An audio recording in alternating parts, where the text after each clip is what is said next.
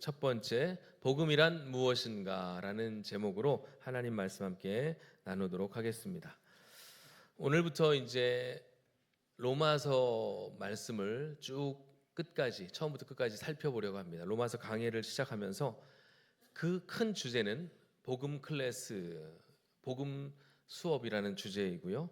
그 중에 오늘 본문을 토대로 복음이란 무엇인가라는 말씀을 가지고 함께 복음에 대해서 살펴보는, 어떻게 보면 오늘은 로마서를 개관한다, 로마서에 대한 이야기를 함께 나누고자 합니다. 여러분, 복음하면 떠오르시는 생각들이 있으실 텐데, 복음은 기쁜 소식이죠. 기쁜 소식을 복음이라고 하는데, 이것을 이제 제가 조금 이따가 설명을 드릴 텐데, 여러분 한 주간 여러분 가정과 사역 가운데 복음이 있으셨습니까? 이렇게 얘기하니까 되게 무거운 주제 같은데, 좀 쉽게 얘기하면 여러분 가정에 기쁜 소식이 있으셨냐는 말씀이에요. 기쁜 일이 있으셨습니까? 늘 슬픈 일만 있으셨습니까? 표정들을 보면 평안한 가정들이 많아 보이는데, 어쨌든 기쁜 일이 많으셨죠? 저희 가정도 기쁜 일이 있었습니다. 무슨 일이었냐? 아주 소소한 기쁨인데요. 갑자기 냉장고가 고장이 난 거예요. 그래서 냉동식품이 먼저 다 녹더라고요. 그래서 그런가 보다. 그래서 이제 했는데 냉장실에도 냉기가 안 도는 거예요. 그러니까 이제 사다 놓은 음식들이 이제 다 썩을 지경이어서 기사를 부르니까 빨리는 또 못 와요. 그래서 이제 요즘 바쁘니까 어쨌든 기사분이 올 때까지 제가 이제 또 찾아봤습니다. 이런 현상일 때는 냉장고가 뭐 때문에 그런지, 바로 대체로 컴프레셔가 원인인 경우가 많다는 거예요. 컴프레셔.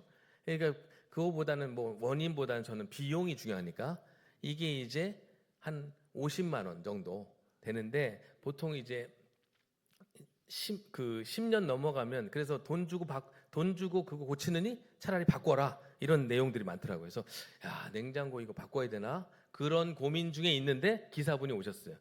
근데 마침 또 컴프레셔가 고장이래요. 그래서 바꿔야 되는데, 다른 건 다 1년 무상인데 컴프레셔는 10년 무상이래요.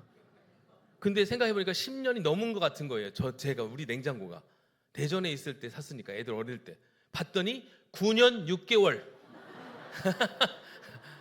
할렐루야.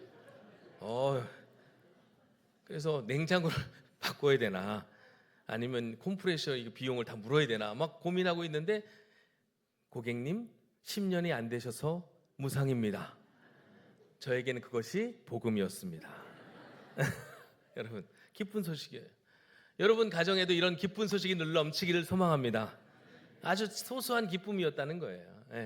그런데 오늘은 이런 기쁨 정도가 아니라 원대한 기쁨을 이제 로마서 말씀을 통해 우리가 살펴보려고 합니다. 조금 전에 말씀드렸지만 이 로마서라는 책은 참으로 위대한 책이라고 기독교 역사가들이 이야기를 합니다. 2000년의 교회사 중에 가장 뛰어난 사람들이 이 로마서 말씀을 읽고 봄으로 회심의 역사들을 경험하게 돼요. 가장 뛰어난 신학자 중에 한 사람이었던 어거스틴은 로마서의 13장 13절 14절 말씀을 읽고 회심을 경험합니다. 그의 어머니 모니카의 열렬한 기도가 있었음에도 방탕한 생활을 일삼던 그 어거스틴이 톨로레게라는 성령의 음성을 듣고 로마서 말씀을 펼쳤는데 그게 로마서 13장 13절 14절 말씀이에요. 방탕한 생활을 하고 있던 그에게 하나님께서 말씀하십니다. 로마서 13장 13절 14절 같이 화면을 보고 함께 읽겠습니다. 시작. 낮에와 같이 단정히 행하고 방탕하거나 술 취하지 말며 음란하거나 호색하지 말며 다투거나 시기하지 말고 오직 주 예수 그리스도로 옷 입고 정욕을 위하여 육신의 일을 도모하지 말라. 아멘. 방탕한 삶을 살아가던 어거스틴에게 성령께서 강하게 이 로마서 말씀을 통하여 그의 삶을 변화시켰습니다. 위대한 종교개혁자 마틴 루터, 이 로마서 말씀을 연구하던 중에 해결되지 않은 죄의 문제가 해결되는 놀라운 은혜의 빛이 그에게 임하게 되었는데, 그 말씀이 바로 로마서 1장 17절 말씀입니다. 위대한 이신칭의의 복음을 그가 깨닫게 된 거예요. 그 말씀은 이 말씀입니다. 같이 읽겠습니다. 시작. 복음에는 하나님의 의가 나타나서 믿음으로 믿음에 이르게 하나니, 기록된 바 오직 의인은 믿음으로 말미암아 살리라 함과 같으니라. 아멘. 이 말씀으로 교회사의 거대한 물줄기를 바꾸는 효시가 된 것입니다. 18세기의 위대한 하나님의 사람인 존 웨슬리, 감리교회 창시자라고 알려져 있는 존 웨슬리는 올더스게이트가에서 열린 한 모임에서 어느 누군가 로마서 주석 서문을 읽고 있는 그 서문을 듣고 이렇게 표현합니다. 자신의 마음이 이상하게 뜨거워지는 것을 경험하게 되었다. 그래서 놀라운 회심의 사건을 경험하게 되고, 역사가들은 그 존 웨슬리의 회심 사건을 올더스게이트 회심이라고 그렇게 명명하며 놀라운 하나님의 역사하심으로 우리에게 말씀하고 있습니다. 이처럼 로마서를 읽고 로마서를 통하여 변화시킨 그 사람들을 소개하자면 밤을 새워도 모자랄 형편이에요. 저는 오늘부터 로마서 말씀을 함께 우리 성도들과 나누면서 제 스스로에게, 그리고 우리 성도들에게 묻고 싶은 질문이 이것입니다. 우리에게도 과연 이런 일이 일어날 수 있는가? 그 질문에 저는 간절한 마음으로 이렇게 소원하며 기도의 제목을 적어보았습니다. 이 로마서 말씀을 통해서 위대한 하나님의 사람들처럼 우리 개개인에게 놀라운 회심의 은혜를 주시고 시대를 변화시키고 교회를 변화시킬 믿음의 주역들이 주여 일어나게 하옵소서. 아멘. 함께 로마서 말씀을 보면서 이런 강력하고도 선명한 하나님의 역사가 나타나기를 소망합니다. 그러면 오늘은 로마서 이제 개관을 함께 쭉 살펴보려고 하는데요. 먼저 사도 바울이 살았던 로마 시대, 로마 교회를 잠시 말씀드리도록 하겠습니다. 바울 사도가 살았던 1세기는 로마 제국이 통치했던, 전 세계는 로마로 통한다는 말이 있을 정도의 로마가 세상의 전부였습니다. 이 로마라는 도시에는 그 당시 2000년 전임에도 불구하고 100만 명이 살았어요. 서울에 사니까 우리는 그게 100만 명이 크지 않지만 여러분 중소도시에 가면 깜짝 놀라요. 여러분들은 서울 시민인 게 확실해요. 이런 게 100만 명 놀랍지 않습니다. 근데 100만 명 중에 유대인 인구가 5만 명 정도 살았대요. 5%나 살았던 거예요. 그러면 왜 유대인이 이스라엘에 안 살고 로마에 가서 살게 되었는가? 주전 63년에 로마의 장군 폼페이우스라는 사람이 이 팔레스티인, 즉 이스라엘 지역을 점령했는데, 그때 유대인을 노예로 데려가기 시작했습니다. 그게 로마에 유대인이 들어오게 된 시초였다고 해요. 그러던 중에 이제 하나 둘씩 로마에 유대인들이 많이 살고 있는데 어떤 사건이 벌어지냐? 주전 49년에 클라우디오 칙령이라는 게 발표가 됩니다. 이게 무슨 얘기냐? 클라우디오라는 황제가 당시 로마에 살고 있던 모든 유대인들을 다 추방한 사건입니다. 갑자기 그런 일들이 발생하는 거예요. 왜 그런가 알고 봤더니 역사가들은 이 로마의 유대인들이 크레스투스라는 인물과 관련해 소동을 일으켰기 때문이라고 이야기합니다. 여러분, 크레스투스 누굴까요? 추측해 보세요. 크레스투스, 그리스도 맞습니다. 예수 그리스도로 인하여 유대인들과 로마 사회에 분쟁이 일어나니까 이 클라우디오라는 황제가 유대인들을 싸울 거면 니네 고향 땅에 가서 싸우라. 그렇게 해서 다 내쫓은 거예요. 이때 추방된 유대인 중에 고린도에서 바울의 동역자가 된 브리스가 아굴라 부부가 있었습니다. 이럴 때 막 추방이 된 거예요. 자, 로마서를 사도 바울이 기록을 하는데, 사실은 로마서를 기록할 당시 사도 바울은 로마 교회, 로마에 한 번도 가본 적이 없었던 때 기록을 했습니다. 바울이 3차 전도 여행을 마치고 예루살렘으로 돌아갈 무렵에 고린도에서 약 3개월간을 머물면서 로마서를 썼는데, 로마서를 쓴 몇 가지 이유가 있습니다.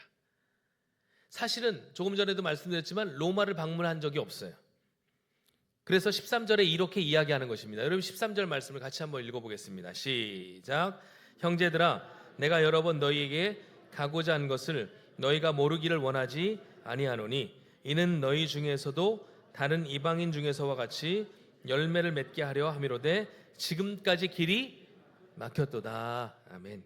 그러니까 바울은 지금 일면식도 없던 사람들에게 편지를 쓰고 있는데 로마 교회 성도들은 바울에 관해 몇 가지 소문을 듣고 있었습니다. 어떤 소문이냐? 야, 바울이야말로 위대한 사도다. 그러니까 그가 전하는 복음을 들어야 된다.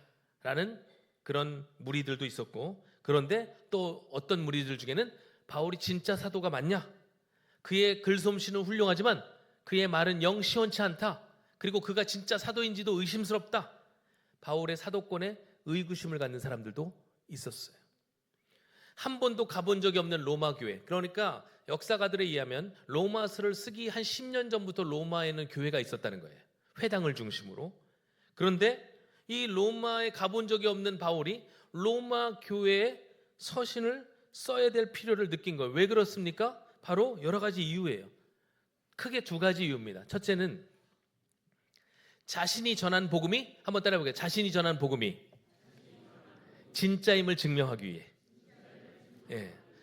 여러분, 영업사원들이 물건을 팔려고 하면 사람들에게 그 물건을 사야 할 이유, 가격을 얘기하기 전에 왜 사야 되는지, 당신이 이 물건을 왜 써야 되는지를 충분히 설명을 합니다. 그래서 그 사는 사람들이 납득하여 그 물건을 살 수 있도록 영업사원은 그렇게 일을 합니다. 그렇죠? 그래야 물건을 사기 때문에.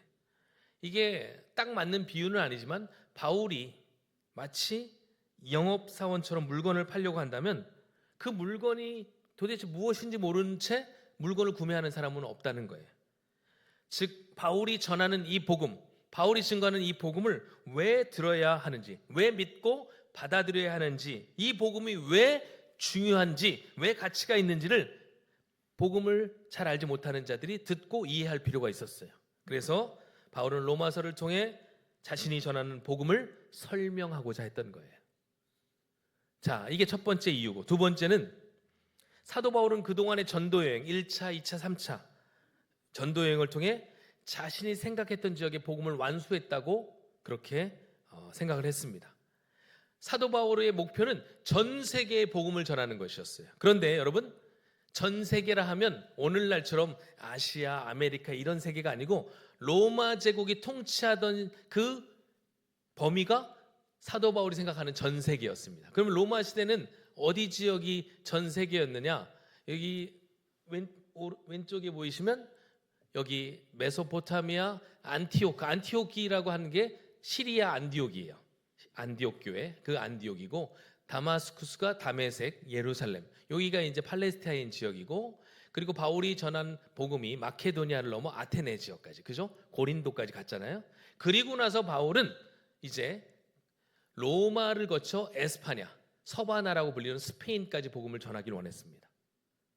그리고 나서 사실은 로마 전 세계의 복음을 전하는 게 사도 바울의 목표였으니까 에스파냐를 거쳐서 결국에는 다시 북아프리카로 해서 예루살렘으로 돌아오는 게 사도 바울의 원대한 비전이었어요. 그래서 4차 전도 계획을 이렇게 세웁니다. 지도를 보시면 다른 지도, 이게 4차 전도 여행 계획이었어요. 이걸 다 이루지 못했죠. 로마에서 순교하니까. 그래서 로마 그리고 스페인까지 가서 쭉 돌아오려고 했던 것이 사도 바울의 목표였어요. 그런데 여러분, 선교하면 돈이 들어야 안 들어요? 그러니까 이전까지는 저기 소아시아 지역의 교회들이 후원을 했잖아요. 근데 로마로 가고 스페인 가고 이렇게 세계를 일주하려면 로마 교회의 도움이 절실했던 거예요. 그래서 선교적 전초기주로서 로마 교회가 자신을 후원하기를 원했습니다. 그래서 이 로마서를 통해 자신의 계획이 무엇인지, 앞으로 자신은 어떻게 사역을 할 건지에 대해서 소개하고자 로마서를 또한 기록했습니다. 그러니까 로마서를 쓴 이유는 두 가지예요. 첫 번째, 자신이 전하는 복음이 무엇인지를 알게 하기 위해서. 두 번째는 자신이 앞으로의 원대한 선교 비전을 함께 사역자로 동참시키기 위해서 로마서를 쓴 거예요. 그리고 요즘처럼 여러분 이 성경을 들고 다니는 게 아니잖아요. 예전에는 어디다 성경을 썼습니까? 양피지. 그러니까 한 장만 써도 막 어마어마해요. 오늘날 장판 생각하시면 돼요. 장판에 글 쓴다고 생각해 보세요, 여러분. 16장까지 쓰려면 그거 어마어마할 겁니다. 근데 그런 그 엄청난 거를 전달할 사람이 필요했던 거예요. 누가 전달하는가? 로마서 16장에 보면 생스포 해가지고 로마서 기록할 때 자기에게 도움을 줬던 쭉 사람들의 명단을 쭉 언급을 하거든요. 사역자. 그 중에 제일 먼저 나온 사람이 베베입니다. 겐그레의 교회 베베. 이 베베에게 전달을 해서 로마 교회에 이 편지를 전달을 하게 되는 거예요. 자, 여기까지가 개관입니다. 여러분 잘 따라오셨어요? 오늘은 이게 칠판에 딱 하면서 설명을 하는 게 더 어울릴 것 같지만 여러분 잘 따라오셔서 감사합니다. 자, 그러면 도대체 이제 중요한 핵심이 여기서부터 들어가는 거예요. 도대체 바울이 전하고자 또 그렇게 간절히 원했던, 바울이 원했던 그 복음이 무엇인가? 바울은 이렇게 소개를 하죠. 1절에 이렇게 소개를 합니다. 1절 말씀 같이 한번 읽겠습니다. 시작. 예수 그리스도의 종 바울은 사도로 부르심을 받아 하나님의 복음을 위하여 택정함을 입었다. 아멘. 예. 복음을 위해 택함을 받았다는 거예요. 누구로부터? 하나님께. 여기서 복음이라는 단어가 원어 성경에는 유앙겔리온, 영어로는 이반젤리즘, 이걸 조금 더 쉽게 표현하면 good news 이렇게 되는 겁니다. 기쁜 소식. 자, 유앙겔리온 한번 해볼까요? 유앙겔리온. 이게 이제 헬라어고 복음은 이걸 번역한 내용이에요. 그래서 우리가 복음 하면 유앙겔리온이라는 단어를 번역을 해놓는 거예요. 자, 그러면 이 유앙겔리온이라는 원어의 뜻은 뭐냐? 민족의 운명이 걸린 전쟁의 승전보를 전하는 기쁜 소식. 이것이 유앙겔리온, 즉 복음입니다. 복음 뭐라고요? 한번 따라해볼게요. 복음은 승전보다. 네. 야, 찬호 고마워. 예, 제일 크게 따라해 주세요. 자, 복음은 승전보다. 그렇습니다. 여러분 마라톤의 유래를 아시죠? 마라톤의 유래. 이 기원전 490년에 이 아테네를 침공한 페르시아 대군을 맞서 싸워 이 아테네가 기적적으로 마라톤 평지에서 승리를 거두게 됩니다.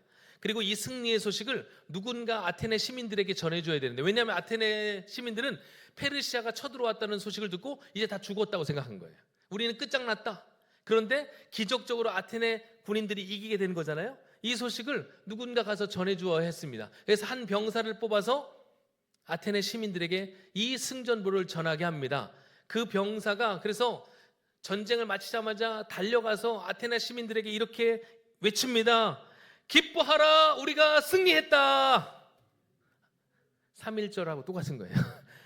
기뻐하라, 한번 해볼까요? 기뻐하라, 승리했다. 예, 이거를 전해준 거예요, 여러분. 아테네 광장에 도착하자마자 이 승리의 소식을 전한 병사는 그러나 몇 날 며칠 이 승리의 소식을 전하기 위해서 막 달려오다 보니까 결국 기진맥진해서 그 자리에서 죽게 됩니다. 그래서 이 이를 기념하기 위해서 여러분 마라톤 대회가 시작이 된 거예요. 예, 우리가 승리했다. 이제 안 해도 돼. 이제 따라하지 않아도 돼요. 감사합니다. 예. 우리가 승리했다. 이게 복음이라는 거예요. 예. 이제 따라하지 마세요. 예. 여러분 이게 복음인데 성경 속에서도 이와 유사한 사례가 나타납니다. 이게 복음이라는 것을 제가 지금 설명하려고 하는 거예요. 열왕기하 6장 7장에 어떤 사건이 나오냐면 엘리사 시대인데 이스라엘의 사마리아 성이 아람 군대에 포위된 사건이 다 기록되어 있습니다. 아람 군대가 성을 포위하고 있으니까 성 안에 있는 사람들이 굶어 죽게 된 거예요. 얼마나 그 굶주림이 심각했냐면 나귀 똥을 거리해서 먹을 정도로, 심지어는 결국 어떻게 합니까? 입에 담기도 어려운 자기 아이를 돌아가면서 삶아 먹자는 제안이 나올 정도의 끔찍한 지금 현상이 그 성에서 일어나고 있었다는 거예요. 그러니까 나병 환자들이 생각한 거예요. 우리는 여기 있어봤자 굶어 죽거나 아니면 어차피 아람 군대가 쳐들어오면 우리가 그 전투에서 죽을 텐데 누가 우리를 도와주지 않을 텐데 이럴 바에는 차라리 그냥 아람 군대 가서 투항해가지고 혹시나 걔네들이 우리를 받아주면 먹기라도 좀 하자 이렇게 생각하고 나병 환자들이 아람 군대 진영으로 갑니다. 그런데 그들이 갔을 때 놀라운 일이 일어나는 거예요. 죽을 줄 알고 생사를 걸고 갔는데 아람 군대의 진영이 가봤더니 어떻게 된 거예요? 텅 비어 있었던 거예요. 하나님께서 병거 소리와 말소리와 큰 군대 소리로 이미 아람 군대를 다 쫓아내신 후였습니다.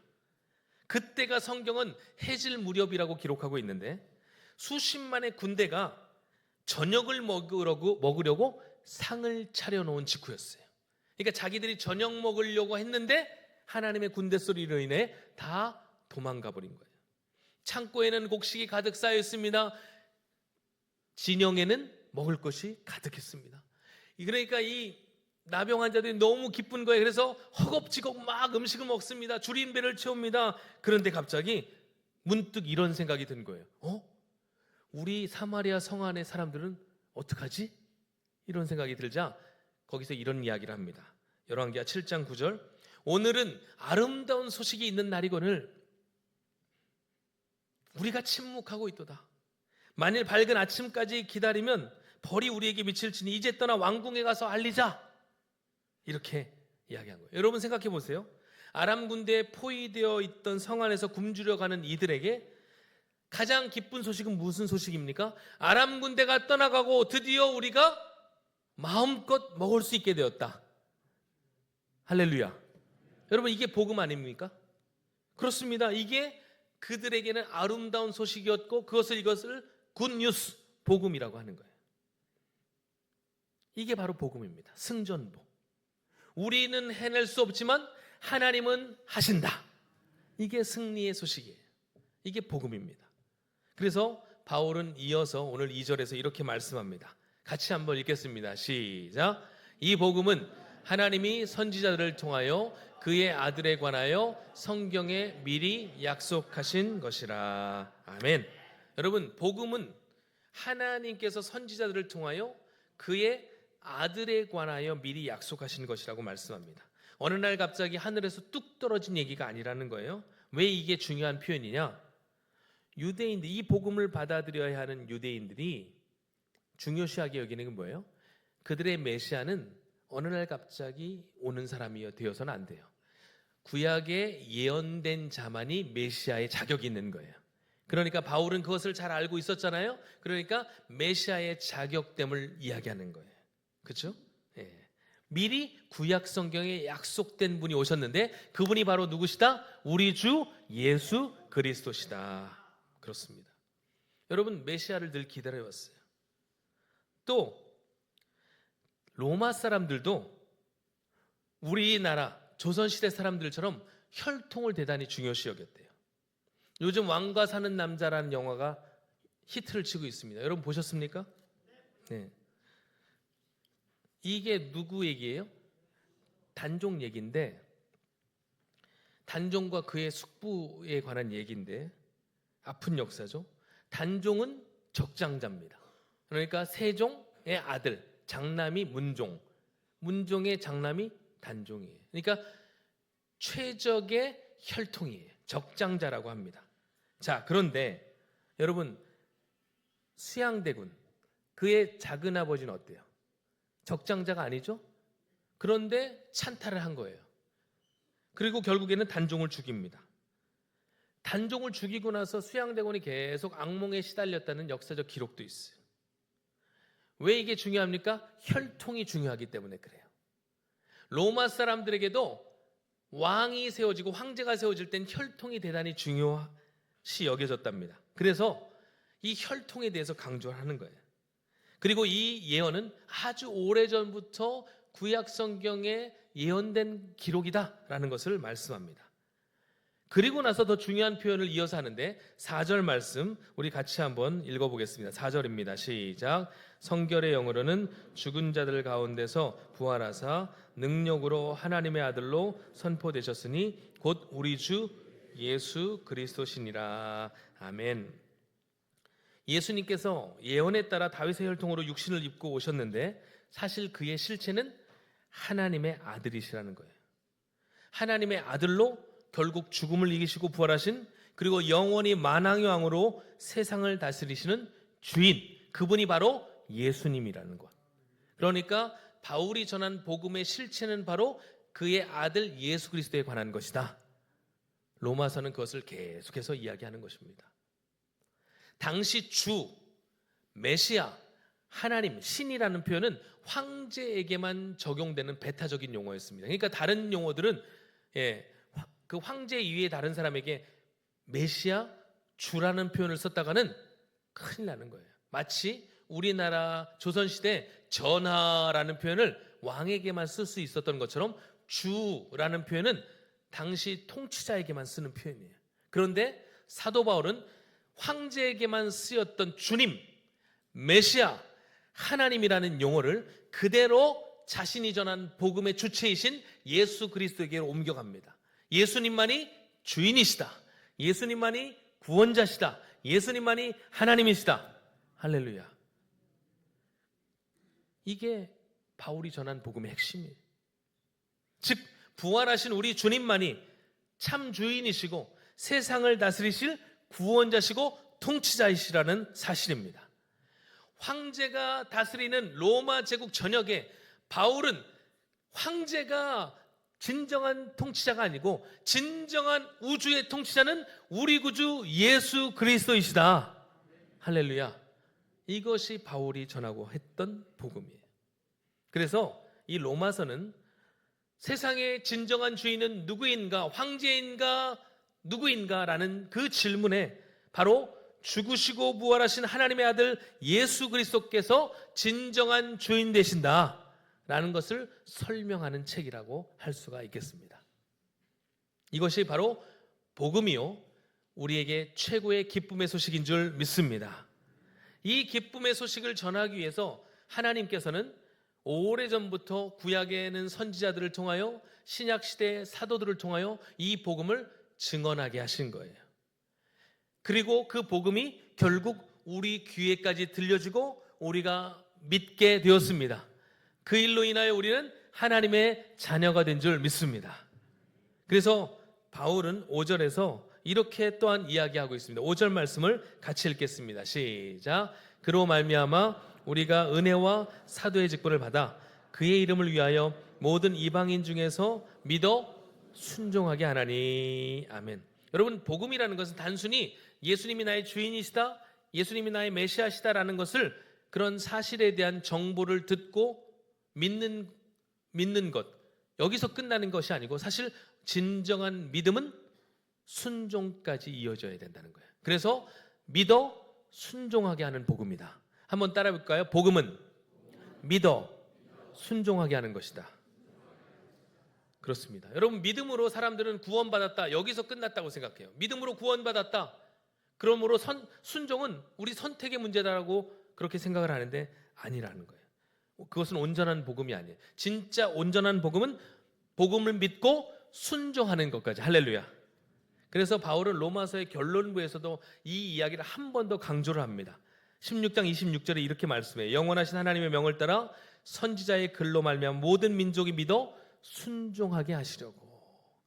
믿고 순종하는 것, 이것이 복음의 은혜요, 복음의 능력이에요. 왜 우리에게 복음의 능력이 나타나지 않을까요, 여러분? 오늘날 똑같이 복음을 믿어 예수 그리스도인이 된 나에게는 왜 초대교회의 강력한 복음의 역사가 나타나지 않을까요?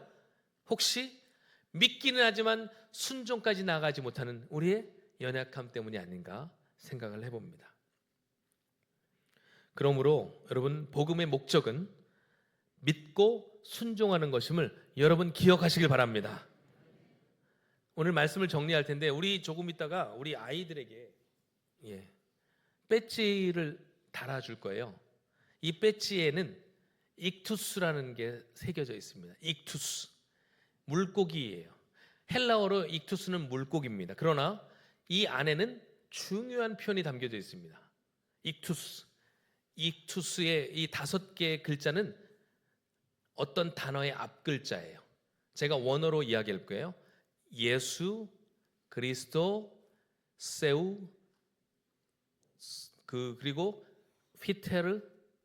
피오스, 소테르 이렇게 돼 있는데 이게 무슨 얘기냐? 한번 따라해 보겠습니다. 예수, 그리스도, 하나님, 아들, 구원자. 이 5개의 단어가 익투스라는 이 단어 속에 다 포함되어 있는 거예요. 그래서 우리 자녀들에게 오늘 이 배지를 달아줄 겁니다. 너희는 세상 속에 살아가지만 세상 속에 살지만 너희는 그리스도인이다. 주 예수 그리스도를 믿는 주님이 너의 주인이시다. 이거를 우리 자녀들에게 새겨주는 시간인 거예요. 그러므로 다시 한번 오늘 이제 말씀을 정리하면 오늘부터 이제 로마서를 함께 살펴봅니다. 저는 기대가 돼요. 우리의 작은 일상의 문제, 냉장고 그거 하나 돈 안 들어간 것도 참 기뻤는데 여러분 그 복음은 거대한 승리의 소식입니다. 죽어 마땅했던 우리가 승리했다. 예수님으로 말미암아 살아났다. 이것이 복음의 본질이거든요. 이 복음의 본질을 붙잡고 살아가는 여러분에게 하나님은 놀라운 은혜를 허락해 주실 줄 믿습니다. 이 은혜를 깨달았던 어거스틴, 이 은혜를 깨달았던 루터, 웨슬리의 가슴을 뜨겁게 했던 이 복음의 불꽃이 이제 우리 서울중앙교회 성도들에게 옮겨 붙기를 소망합니다. 이 기쁨의 소식이 단순히 아는 것, 정보 차원에서 그치는 것이 아니라 믿어 순종하게 하는 복음으로 나타날 때 우리가 믿는 이 복음의 능력이 우리의 아이들이 있는 학교와 가정과 직장과 이 영등포 지역에 이 대한민국 땅에 놀라운 파장으로 복음의 역사로 물결로 나타나게 될 줄 믿습니다. 삶의 영역 가운데 이 복음의 능력을 맛보며 살아가는 우리 모든 성도들 되시기를 주님의 이름으로 축복합니다. 아멘. 우리 함께 찬양하고 기도하고 이어서 행사 진행하겠습니다. 말씀 앞에서 함께 찬양하겠습니다.